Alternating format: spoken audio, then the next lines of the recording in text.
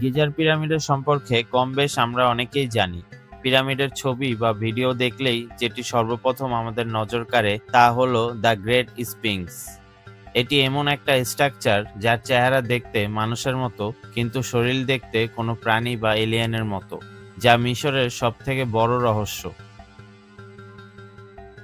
Geyser পিরামিডের এই রহস্যময় গ্রেট স্ফিংক্স এর সকল অজানা তথ্য নিয়েই সাজানো হয়েছে রহস্যের দরজার আজকের পর্ব। দ্য গ্রেট স্ফিংক্স ইতিহাসের সবচেয়ে বড় স্ট্যাচু বা মূর্তির মধ্যে একটি, যা লম্বায় ৭৩.৫ মিটার এবং উচ্চতায় ২০ মিটার। আপনি জেনে অবাক হবেন, এই মূর্তিটি পিরামিডের ন্যায় অসংখ্য চুনাপাথর নয়, বরং একটি বিশাল চুনাপাথর কেটে বানানো হয়েছে। একটি মাত্র বিশাল চুনাপাথর কেটে তৈরি করার জন্য একে পুরো পৃথিবীর সবথেকে লার্জেস্ট সিঙ্গেল স্টোন স্ট্যাচুর লিস্টে রাখা হয়। ১৯০০ সালের পর হাজার বছর যাবৎ বালিতে ঢেকে থাকা এই মূর্তিটিকে বের করা হয়, আর তখনই প্রথমবারের মতো পুরো স্ট্রাকচারটি পৃথিবীর সামনে আসে। থিওরিস্টদের মতে ৪,০০০ বছর আগে এই মূর্তিটি বেশ সুন্দর ছিল, কিন্তু হাজার বছর বালির নিচে থাকার পর এর মধ্যে অনেক পরিবর্তন দেখা দেয়। স্ফিংক্স উপর থেকে দেখতে যতটা রহস্যময়, তার থেকেও বেশি রহস্য লুকিয়ে আছে এর ভিতরে। জানা যায় এর নিচে সুড়ঙ্গের ন্যায় বিশাল দুটি খালি জায়গা রয়েছে, যা আজকের আধুনিক শহরে আন্ডারগ্রাউন্ড সিস্টেমের মতো। ১৯৭৫ সালে মূর্তিটির সংস্কার কাজ চলাকালীন এটির চারপাশে বেশ কিছু সুড়ঙ্গের সন্ধান পায় কর্মীরা, যার মধ্যে দুটি সুড়ঙ্গ পৌঁছায় স্ফিংক্সের ভিতরে।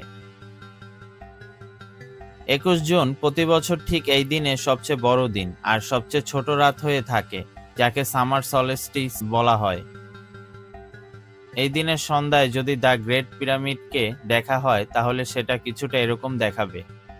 পিরামিডের একদম মাঝে এবং স্ফিংক্সের ঠিক মাথার উপরে থাকে সূর্যের অবস্থান। একটি প্রশ্ন সবার মাঝে থেকেই যায়, সূর্যের গতিবেগকে খেয়াল রেখে এত ক্যালকুলেশন করে তখনকার লোকেরা কিভাবে এগুলো তৈরি করেছিল।